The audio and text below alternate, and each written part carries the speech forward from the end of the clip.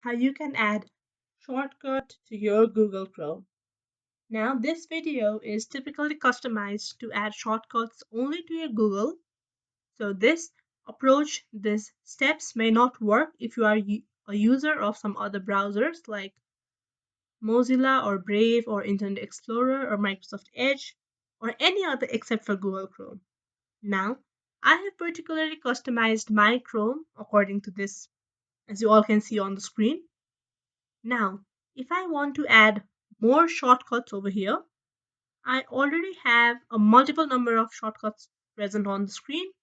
Some of the apps that I use frequently, some of the portals that I need to use on a daily basis, and so on. Now, you'll have an option, a plus sign on the corner, where there's clearly written add shortcut. So we need to go there. What do you want to name the shortcut? You need to know the name of your shortcut. Like you may just put the name according to your desire and the URL to that shortcut. Now, let me say I want the shortcut of um, Snapchat to be stored over here. So I'll go to the web of Snapchat on separate browser and then copy this URL and then I'll go to add shortcut and then I'll paste the link on the URL and I'll put the name as Snapchat.